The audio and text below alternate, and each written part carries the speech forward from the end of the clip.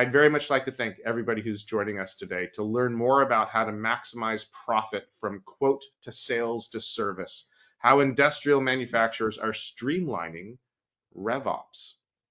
With me today, we've got Christina Nielsen, who is the Senior Director of CRM and Sales Education for Lawson Products, one of the largest industrial distribution companies in the US, with over 3,000 employees and over $400 million in annual revenues. She is responsible for the design and implementation of all CRM and order entry systems at Lawson. Welcome, Christina. Thank you for being with us today. Thank you for having me. You bet. Also with us is Jagadish Bandhol. He is the CEO and co-founder of MobileForce Software, the fast-growing B2B software company that offers the industry's first intelligent RevOps as a service platform. Hi, Jagadish. Great to have you here. Great to be here. Thanks, Clint. You bet. And myself, I'm Clint Orm. I'm the co-founder and chief strategy officer of SugarCRM, the CRM that helps marketing, sales, and service teams reach peak efficiency through better automation, data, and intelligence so that they can achieve a real-time, reliable view of each customer. Well, again, I'd like to thank my co-speakers here today joining us in the call and in this webinar where we walk through the RevOps topic. And very excited to have you here to share your stories with us. In fact, let's take a moment and step through the agenda and outline how the next hour ahead of us will unfold. So again, just a couple more moments of me saying welcome to everybody. Thank you, everybody, be here. Then we'll step into a bit of a presentation from Christina. Well, she'll talk about the lessons learned that she's had at Lawson Products around the RevOps role and how to accelerate that. And then Jagadish is going to tell us more about the MobileForce product and how it's integrated with SugarCRM. And he'll actually do a bit of a demo for us too. And then at the end, we'll be doing a Q&A with the three of us. Let's go ahead and kick it off. Christina, I'd like to turn it over to you. Thank you. Thank you, Clint. And thank you certainly to everyone for being here to learn about what I believe is such an impactful topic. Not only, as Clint mentioned earlier on, in the lives of our salespeople, but also in the lives of our customers, because that ecosystem is very much hand in glove. First, I'd like to quickly introduce myself. What you could take away from me is that my business experience is across several different B2B industries, which is helpful to have context from around the horn. And although I did start my career in marketing, I've held leadership positions dancing around basically everything that's customer and revenue related. If I could characterize my career in a nutshell, which would be regardless of the department or the function that I was a part of, it's primarily around building things that either didn't exist before or fixing things that need to perform better. And in the case of leading Lawson CRM and CPQ selection, design, and implementation process, it was a bit of a combination of the two. Now, let me tell you a little bit about Lawson. So you have some context for the business situation and for how we're addressing our customer experience and RevOps opportunities with Sugar and MobileForce combined. First, when I say Lawson, I'm actually referring in shorthand to two different brands, Lawson and Kent Automotive. We deal in the distribution of small consumable parts, servicing the industrial maintenance and the automotive aftermarket sectors, respectively. So Lawson operates in what would be called more broadly the MRO space, and Kent Automotive in the automotive aftermarket space. We go to market through about 1,000 salespeople throughout North America, meaning that the majority of our sales force wakes up in the morning, they get in their vehicles, and they visit as many customers and potential customers face-to-face as they can on a daily basis. And I'll tell you what it is in a moment about our value prop that makes that important. But to say that our business is highly transactional would be a gross understatement. In fact, in total, our sales organization places an average of about 2,500 orders per day. And so when we talk more about MobileForce, that's a really important consideration. As far as what the majority of our sales folks do every day, it's centered around what's called vendor managed inventory. So our value proposition as a distributor, in addition to making sure our customers have the right parts at the right time, is that we organize and manage the small parts of our customer operations so they don't have to. That's why it's so important for our salespeople to be in the market, in their customer shops on a day-to-day basis. So what I'm hoping you're hearing as far as it concerns some of the hallmarks of our business that we needed to really consider in the forefront when we made our CRM and CPQ selections is that we have a lot of customers. We have a lot of individual products, as a lot of mainline distributors do, and we live and die by our transactional throughput. The scope of our implementation was quite broad. It means that our entire customer-facing and customer support departments that support the ecosystem of sales and the customer are using our SugarCRM and Mobile Force solutions. You can see that our solution is all-encompassing from a CRM and an order entry perspective, beginning with and primarily SugarCell and Mobile Force, the combination of which are meant to capture and optimize the bulk of our RevOps processes and our direct sales interactions, of course. But we build upon that with Sugar Market and Sugar Serve, which in our world completes the entire customer experience. If you take a look under the sheets, though, it's really two systems, but viewed through a single pane of glass to make our internal users' experiences more unified and simplified across those customer-facing and customer support departments versus having to go to disparate systems that don't talk to each other. That's really a big reason why we chose SugarCRM and Mobile Force. It was a pretty intense RFP and selection process because each system truly does what they do best, yet they're ideally integrated to pass information between them that allows us to see ultimately a more cohesive picture, marrying the transactional and the non-transactional customer experience together. It paints a more colorful picture, so to speak, of what's happening in the lives of our sales reps and our customers. And I'll say, especially from a CPQ perspective, we needed a solution that would be very flexible, flexible enough to accommodate a highly complex and variable pricing model, and to allow for online and offline access. Remember, because of how we go to market, we are in our customers' locations and facilities at the point of sale. And when you're within a customer location, the circumstances can be very different. So capturing an order while you're online in a manufacturing plant is great, but you still need to be able to capture that order if you're a half mile underground in a mining shaft. So it was a tall order, as Jagadish can probably attest to, when it comes to CPQ and our order entry needs. I want to let everybody know that at the top of our list from an objectives perspective was 100% adoption. And you don't gain 100% adoption with your sellers and your support teams unless you're able to meet their goals, right? We had a lot of opportunity. We learned to take friction out of the revenue attainment process for our salespeople. So a part of what we did is we asked a lot of different user groups in the company that I'm characterizing here into 3 buckets. What do we have to do in order to deliver a system that you will fall in love with? And it was pretty simple. From the salespeople's perspective, it was make my job easier. Don't make me run around to a lot of different destinations to find information, to find answers that I need to close the deal while I'm standing in front of the customer at the point of sale. Not 10 minutes from now when I'm on Wi-Fi at Starbucks or when I get home later this afternoon, but to close the deal and get a PO right at the point of sale. From a leadership perspective, sales leadership specifically, it was all about give me better insights so I can coach more productive behaviors and therefore revenue outcomes.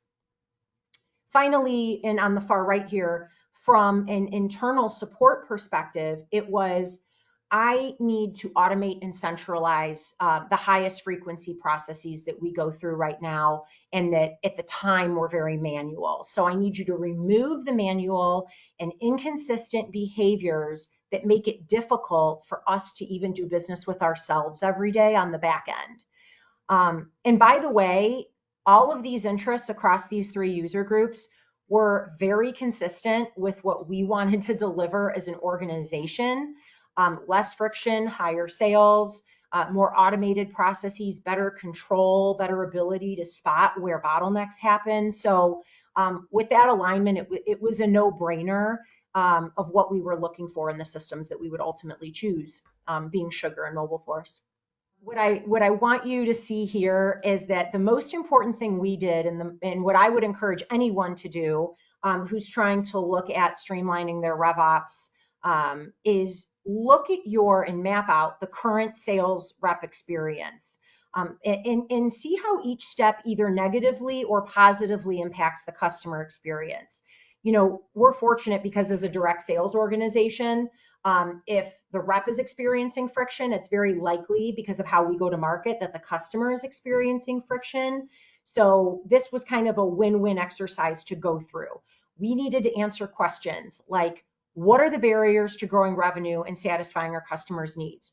What is taking way too long or holding up a deal? Where are we dropping the ball? Where were we maybe even inciting friction, frustration, anger, in losing deals?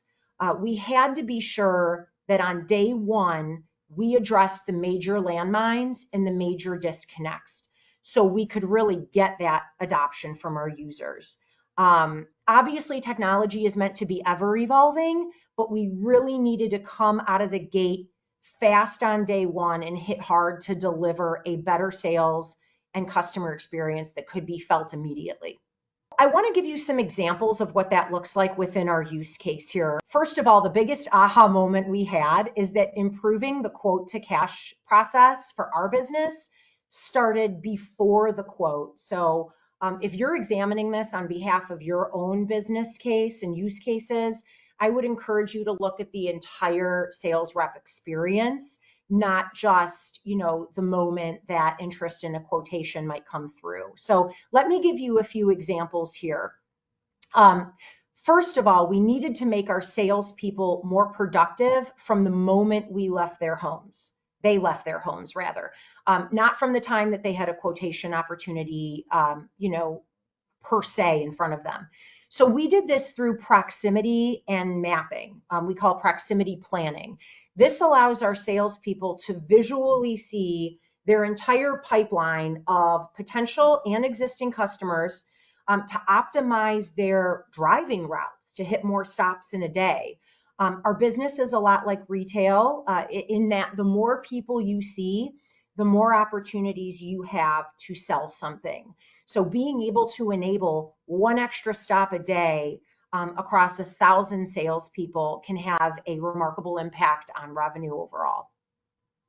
The other thing is we needed to make it easier for our salespeople to coordinate with the back office departments to get information and questions answered that were standing in the way of closing deals. And so by capturing high frequency workflows through business process management in the CRM and CPQ systems, and I'll give an example, the new account creation process. It's guaranteed that every department is singing from the same songbook by working in these designated systems. And by tracking the processes, we can see where holdups occur and bottlenecks so we can improve them or even have resource allocation discussions. Are we using our human resources and talents to address the true bottlenecks of where things are being held up in the process? Our biggest opportunity, though, was we had an opportunity to make sure orders could be placed physically at the point of sale at a customer's location and flow through immediately to our warehouses for same-day shipping. And this may sound simple to some folks, but keep in mind that in our legacy state, our order placement solution was offline first because it was a natively grown Windows application on laptops. So enabling a more mobile and real-time point of sale was really a marriage between the system that we chose, being Mobile Force in this case, and connected hardware, right? So giving people the confidence at the point of sale that they could say, yes, these products are in stock in the quantities you need through a live inventory check to SAP, and they're available at an agreeable, accurate price, through our pricing model, which is admittedly a bit complex. It made it possible for our DCs to start picking orders before the sales rep even leaves the customer location. So orders are shipping sooner, they're getting to the customer sooner, making the customer happier. They're getting billed out sooner so they can get hopefully paid sooner, all while reducing our DC overtime expenditure because our sales reps weren't waiting till the end of the day to get in an online state to drop those orders through our network. Really improves what you would say is classical RevOps. The last thing I'll say, and that I'll just give two examples of here to help illustrate, is that we needed to empower our reps with information at their fingertips instead of making them dig across different destinations to find answers, different reports, different systems, things like that. So an opportunity to consolidate the insights. This is true for my first example when it comes to retrieving past due invoices.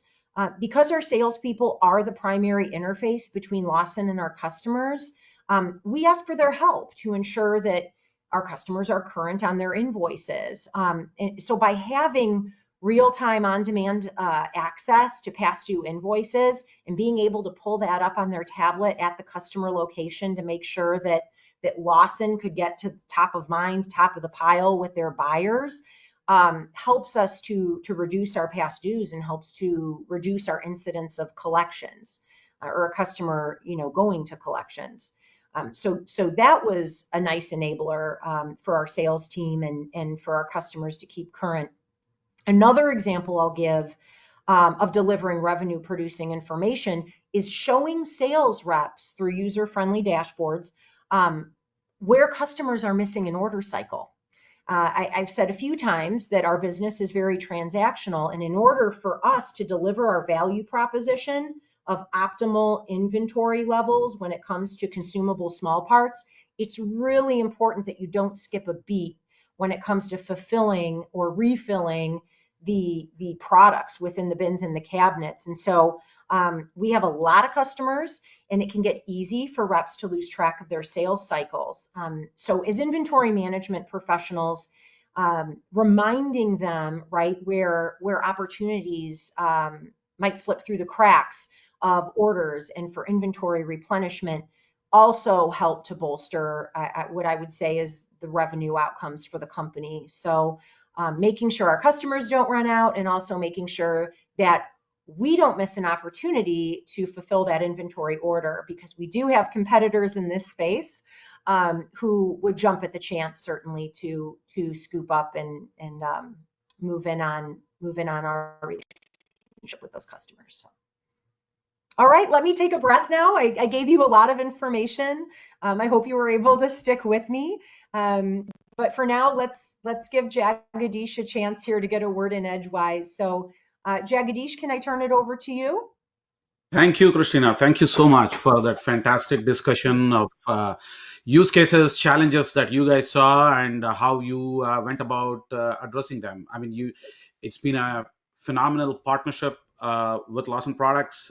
You guys certainly pushed us to think and innovate better, and we thank you for the partnership and look forward to more and more of that in the coming months. I want to take a step back and talk a little bit about, in the same vein as what Christina discussed, in the context of manufacturing and distribution industry, we also see some of the trends that across the board, where across RevOps, different industries, what we are seeing. I wanted to share that a little bit here as we work with a whole host of customers who are leaders in their own industries, just like Lawson Products is here. If you look at in the current macroeconomic environment, one of the things we hear the most from RevOps teams that we talk to, this is also based on some of the surveys that were done by some of our partners, DocuSign and Forrester, which is a leading analyst researching this area. Three main things that sort of stand out that I want to share here. One is obviously, as Christina talked about, a lot of people are experiencing the slowness in that code to cash is because of a lot of the inefficiencies and the handoffs, manual processes that are involved, going from sort of a pre-quote area to kind of quoting, contracting, negotiation, and order placement. So that sort of leads to speed. In fact, to our surprise, was actually the speed in response time was cited twice as often as a priority and importance compared to price by a lot of B2B buyers. So people want quick responses. People want to be able to collaborate with customers, want to be able to collaborate with salespeople on a faster pace. And I think that is driving a lot of the market today. But one thing that stands out as a big metric is a large majority, almost 2/3 of all sales quotes ended without a purchase. And there's something that we can do as about that as RevOps teams. And a lot of it goes down to really what do you do from the point of quote to make sure that you increase that conversion ratio, but also making sure that you shrink the time, that cycle time. And there's a number of things that you could do. Now, if you look at it from the perspective of practitioners, what the pain points that we hear the most from them. And when I talk about practitioners, I'm talking about people who are supporting these frontline salespeople that Christina talked about, whether they are in the back office, whether they are in sales ops, whether they are in finance or legal. They are constantly having to be involved in the whole deal process as stakeholders. And today, if you look at it, it sort of falls across a variety of different tasks, whether it's approvals, multiple levels of approvals, as salespeople are very quickly and innovatively constructing deals and constructing discounts and figuring out what they can do to kind of get the deals done. There's certainly configuration options that come into picture when you look at manufacturing and distribution. What products are configuration, what products can actually be fulfilled, what codes can actually be fulfilled. And data integration is an important aspect, like Christina talked about inventory at the point of sale, at the point of quoting. Having that data, whether something is available or not, is crucial, because you don't want to construct quotes out there that people have to fix downstream and then kind of have to redo the whole process, because that slows the whole process down. Ability to take product and pricing bundles, which marketing and go-to-market teams are constantly innovating, constantly thinking about new ways to bundle things. You want to put that into practice as quickly as possible in the field.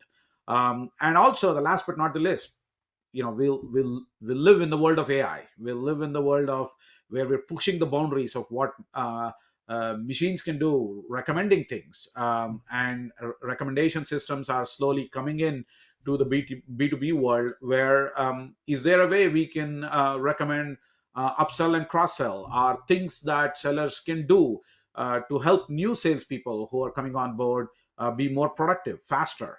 And these are all considerations that are top of the mind for RevOps teams.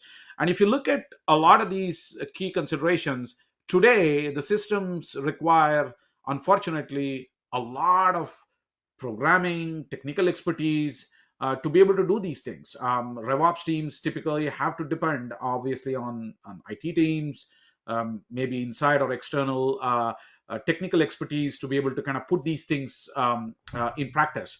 So there's a lot of focus that we've put on how to enable self-service, how to put the power of a lot of these aspects of self-management, power in the hands of the practitioners themselves, so to speak. And the way we do, and you'll see a little bit about that in the demo that we're going to go into right now. But we will see that in the context of how we have not only innovated in making things simpler for sellers, but to Christina's point earlier, how do you also make things simpler for sales ops and RevOps teams and practitioners, where they can make these changes themselves, make better decisions themselves, where they have the information about what's working and what's not working very well in the field at their fingertips. So with that, I'm going to actually move to a demo from one of our solution consultants, Tanner Fink, who was graceful enough to record a demo for us here. And I'm going to go through this, which illustrates how the power of SugarCRM and MobileForce working together. Again, going back to the point that Christina talked about, two systems, single pane of glass, right? How does it work very well together, all the way from opportunity to quote to cash to service? MobileForce is a native application to SugarCRM now, and today we are going to walk through the power of SugarCRM plus MobileForce CPQ and field service management. As I start my day out as a sales representative, it's the last week of my sales quarter, and I'm going to focus on closing as many sales opportunities as possible with my customers. Now, with SugarCRM's partnership with MobileForce, I'm able to use a single platform to work my pipeline and get quotes and proposals out to my customers in a quick and easy fashion, and in the end, increasing the sales velocity of my current deals. So as I drill into my pipeline here, I'm going to focus on my proposal, price, and quote sales stage, where all of my active opportunities are located. As I move into all of my opportunities here in proposal, price, and quote sales stage, I'm going to focus on my account Gifted Holdings AG, where I actually have a sales opportunity for some home appliances. A few things I like to point out from my sales opportunity. You'll notice here I am in the proposal, price, and quote sales stage. I have my two contacts that I'm working with over at Gifted Holdings AG. And then you'll see my quotes and quoted line items here, sub-modules, which is actually where the data that's going to be populated on the opportunity. And this data is going to come from MobileForce when we start to create that quote. Now, from a ease of use and velocity standpoint, you could use MobileForce and Sugar through the aspect of using quick action buttons. So when I know it's time to go ahead and create my proposal, I can go ahead and click my CPQ button. And what you'll notice here is I'm actually staying within Sugar, but it's opening up my CPQ tool within MobileForce. So directly from here, you can see it's pulling in my customer information, and I'm just going to select my contact I'm working with and sending the quote to.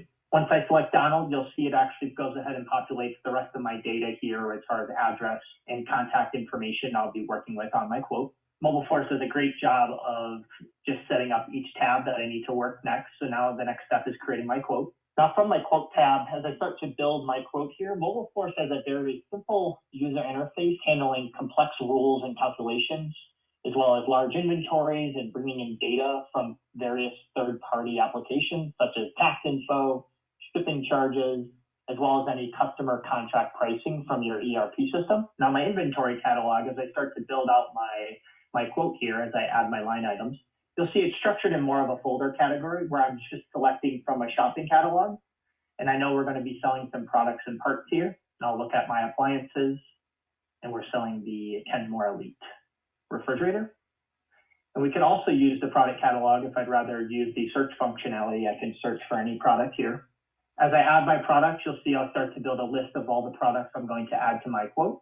It's going to bring in those as line items, and I know we're actually selling 10 of these, and you'll see it calculate automatically for the price that we'll be selling these at. Now you'll notice with my product name here, the cooking range, well, MobileForce also has the capability of adding in conditional options for configuring a particular product. So I know here with my cooking range, I want to go ahead and add the actual fuel type, the number of burners, and I know this is a 40-inch that I can save. Moving back to my quote, now that it all looks good, I want to make sure I validate my quote with all the rules that I have in place with submitting this over to my customer. And one thing you'll notice here is when I hit validate, you're going to notice a new line item pop up here. My standard warranty is actually a rule that I've linked within my CPQ tool to attach that to this cooking range product. So you do have some options for conditional rule setting where you can create different bundles that are attached to each other, as well as going ahead and editing and configuring that particular product you've added to the quote. Now, as a sales rep, my job's done here for now. I'm going to go ahead and submit this over for approval from my manager. Once I've submitted, it's telling me I submitted that for approval. Now, as a sales manager, I would receive an email for a request for approval where I can either with one click approve, or I can actually drill into the quote, which I'll do now. As an approver, I have my approvals tab here. I can see all the details around the quote. And if everything looks good, I can go ahead and approve this quote for my sales rep. It's going to timestamp that, seeing that it's submitted as well as approved. Now moving forward, I want to make sure I'm adding my signature to the proposal. Once I've set my signature, I'll move to my generating the actual document for my customer. With an action button here, I can go ahead and generate the document. It'll just take a few moments to prepare the document with all the quoted line items as well as customer information. Now that I have my proposal here, within your production instance, you would have the option for creating different types of templates within your MobileForce CPQ tool. I'm just defaulting to using my products and services template. And from here, I can either download the document to take a look at it or preview. Within the document creator here, you'll notice it's a very professional proposal, which is going to include information if you want, like a cover letter where it's addressing the person you're sending it to. You can add client testimonials in here, anything about your company that you want in the template. And then here's the project summary and scope of work that we're actually going to be billing the customer. You can see on the bill of materials and service quote, it's actually pulling in those line items that I had added to the quote and merging them into our professional proposal here. And then as I scroll down, you will go ahead and see any terms and conditions that you're putting on your proposal templates, as well as the signature that I had provided for Donald. If everything looks good, I can head back to my new products and services proposal here. What I'm going to do is actually save this quote to my sales opportunity on the Sugar side. So with a single click, it's going to go ahead and add those quote line items to my opportunity. And then next, if everything looks good, I can go ahead from my next tab here and actually send this proposal, attached proposal, off to Donald here. And once I've sent that email, as I'm awaiting that customer to sign off on the document, which would come automatically back into our account here, I've gone ahead and won the opportunity. And as I head back to CRM here and reload our page, you'll go ahead and see those quote line items that we had added and quoted, as well as our quote here for Gifted Holdings AG and the total value of that particular quote. And you'll also see it actually added that proposal and completed proposal to our documents PDF if I need to go back and take a look at our completed proposal. As a sales rep, I'll go ahead and update my sales page to close one. Now that I've done so, we've finished and walked through that process and ease of use of going from a sales opportunity in my SugarCRM instance and building out that quote and sending that proposal to my customer. Now that I've won the sales opportunity, my job's not done here. I want to make sure we're actually servicing our customer and having a technician go on site to install the refrigerators that we just sold. So directly from my tab here in CPQ, I can go ahead and create that SugarCRM field service case, which will be routed to my service team. And my service team can go ahead and schedule a technician to go out on site to Gifted Holdings AG and start to install those refrigerators. Next, we'll go ahead and pick up from a service aspect and how I can deploy my service technician to go on site and install the new products we just sold. That's how easy it is for you to go from code to cash to a service. Now there are elements of that. Just coming back, what have the results been? It's made significant impact across our customer base, and I'm happy to share some metrics here. Many have reported improved ROI reporting, faster generation of sales data, the reduction in quoting errors, which is a key metric that we focus on across the board, has been a great metric for us to keep track of, and we are very proud to see that having made a significant impact, over 90% fewer quoting errors, which is helping them close more of those deals. And getting a large majority of those sales quotes that are being put out there being accurate, being done in time, and being completely fulfillable, which leads to more orders and more revenue. And here are ways you can talk to us. We would love to have a conversation about your use cases, your challenges you see, and here's some information about how you can learn more about Lawson products, MobileForce and SugarCRM, and emails. Yeah, thanks so much, Jagadish, and thank you everyone for that fantastic presentation. And we do have a question for Christina. Christina, do you use a mobile application as Sugar Mobile, and also do you integrate your mail system? We do have a mobile application. So the majority of our sellers interact with the systems on an Android tablet. And so they have access to either the browser experience, which is what more office-based sellers use. We do have an inside sales team that primarily interacts with the web browser, but our mobile sales team, the folks that are in the field, primarily use the application, certainly for CPQ. And what was the second part of that question? Do you also integrate your mail system? Sugar Connect. So for day one, we don't have Sugar Connect turned on, but that's going to be a fast follow for us. So we're very excited about making sure that that information flows both ways between Outlook. Outlook's our mail system. Let's see some other questions here. Jagadish, when you talk to other industrial manufacturing and distribution companies, what's the single most common quote to cash to service challenge that you run into? A lot of it comes down to really understanding the pricing methodologies and the different kinds of tiered pricing, as well as also the configuration of the products. Manufacturers tend to have a lot of products on their complex catalogs, which are also fairly large, like in Lawson, over 250,000 products and SKUs in their catalog. And Let's just pause there for a moment. Fairly large is 250,000 SKUs. Okay. I would consider that very large. It's all relative. That's right. Yes. So there are not many systems that can handle that kind of scalability, right? So Right. Certainly that's one of the questions that people ask: can you actually handle that? But actually, more than that, it's not just about the number of items, but now what creates more complexity is dependencies between them, right? If you sell a product A and B, you cannot sell a product C because it's not compatible, because it may be a part that goes along with that. Or if you sell A and B, then you must sell something else because that completes the whole solution. So the dependencies between those rules are complex. The other aspect of it is also the different routes to market that they may have. They may be selling direct, they may be selling through resellers or distributors, and they have different price books. They may have different tiers based on different customers, where certain customers who buy a lot in volume, they may have a more favorable pricing for them versus retail pricing. And the ability to choose the right kind of price book entry for the exact same product, for the exact same SKU, depending on the situation at hand, is a complexity that we come across. So those are by far the two biggest challenges. Being able to do that in real time, especially when people are in the field, is a significant challenge.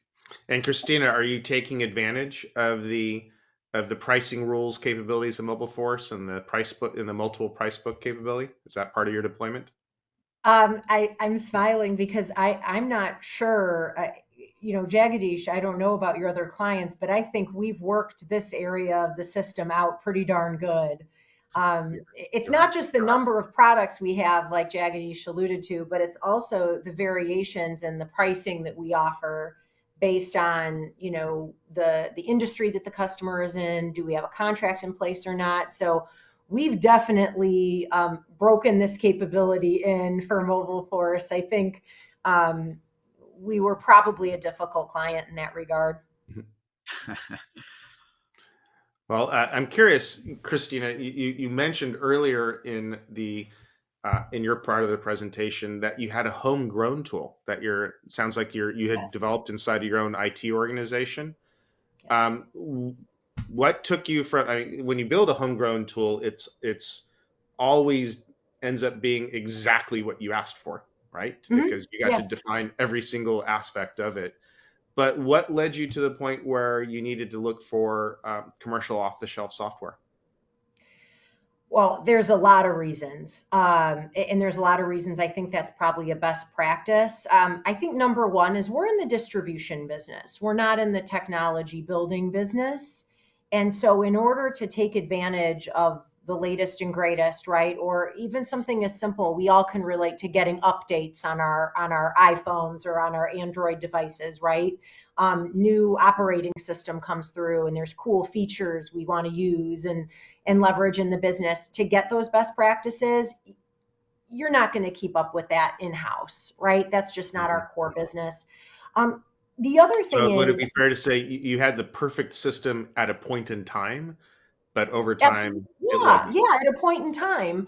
But then you just can't keep pace with what the best practices are just in that technology space in general. You don't know what you don't know because you work for one company within an industry, and you're not seeing what other companies are doing or what other industries are doing well that could be leveraged within your space. So that was really important. The other thing that led us specifically, because we do have a very mobile and out and about sales force, is the Windows application, which is an offline first solution on a laptop.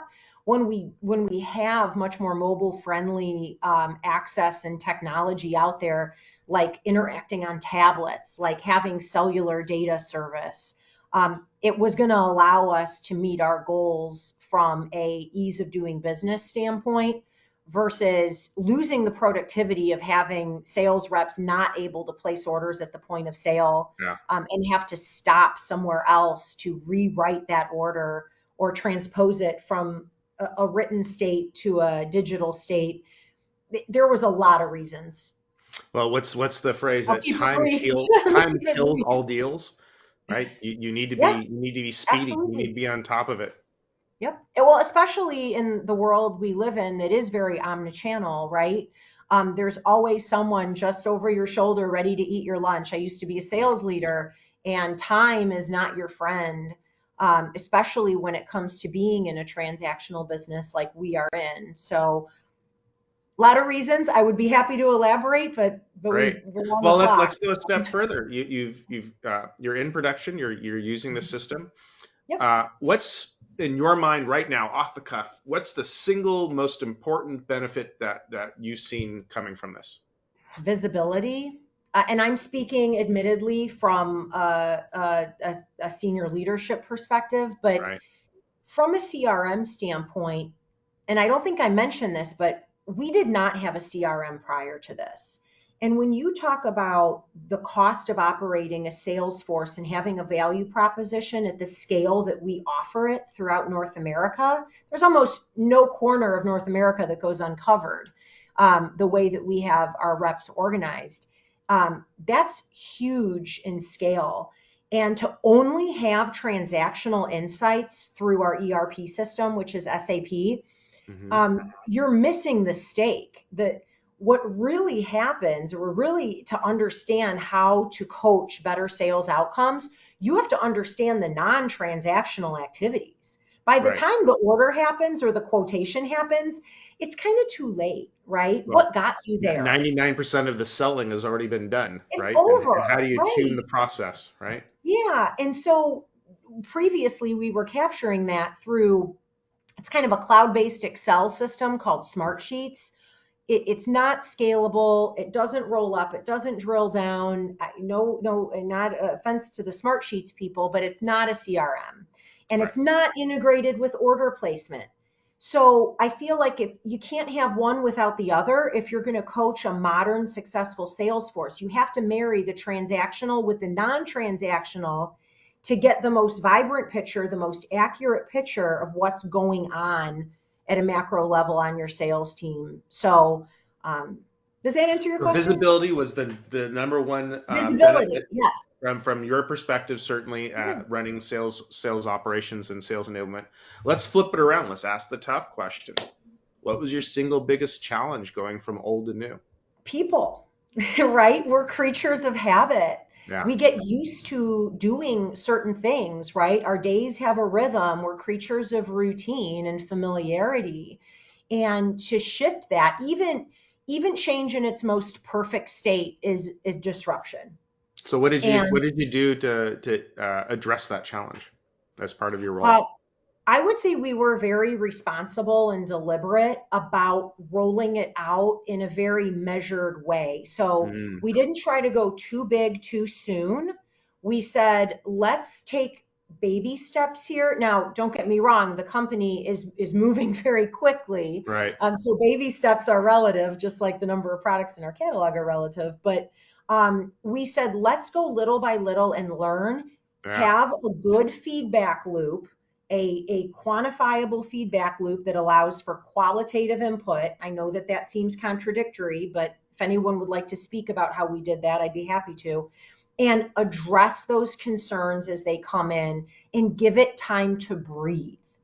Mm, And but acknowledging at the same time that the problems that you had when 50 people were using the system are going to be different than the problems you have when there's 300 or 800 or 1,000 people on the system.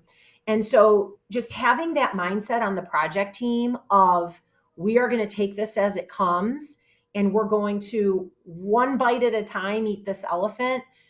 That's been a big part of our implementation philosophy. And so far it has served us well.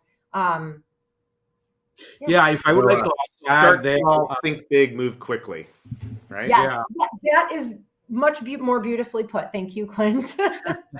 Also, I was going to say that your decision to involve all the three key stakeholders, the salespeople in the field, as well as the executives, as well as the sales ops team, Mhm. fairly early on and every step of the way, I think was a critical decision, and it served the whole process well. And I think, Jagadish, that people feel combining those two together, right? So having different phases of implementation and having those people feel ownership over the feedback that is given and taken, combined with the fact that we've had these audiences involved since the selection process, in the evaluation team, right? And so we've slowly been growing the scope of folks' involvement in different areas and involving different groups at different times. That by this time, and I think I counted it the other day, as far as the project is concerned, not users that are live on the system, but the project, we've had over 200 people touch this project with their opinions or feedback at any given point in time over the life of the project. It takes time to do that. But I'll also say that we brought our first people live within 10 months of initiating the project. So we moved fast, but we didn't sacrifice the change management part of it. So it's possible to do both, is what I'm saying. Excellent. Christina, a very distinct pleasure to have you join us today. Love the insights that you shared with us. Love to hear all the great things that are happening at Lawson Products with just a mere 250,000 SKUs. It seems like such an easy problem to solve, but no, it sounds like, frankly, a lot of complexity in your business, a lot of moving parts, and we're just thrilled, Jagadish and I both are to work with you, and wish you all the best of success in your new role, guiding Thank the you. global efforts across sales enablement and sales operations. Jagadish, I got to tell you, you are a fantastic partner to work with. You're one of the best of the best. You set a brisk pace. You make it happen. You deliver on what you promised, and you couldn't ask for anything more. As a business partner of SugarCRM, I want to thank you, and I want to really thank you for the success that you delivered to Lawson Products. Thank you very much for joining us. Wish you all the best as we go into the end of the year here. Enjoy your holidays and have a great day. Thank you, Clint. Thank you, Christina. Thank you, Thank everyone. you.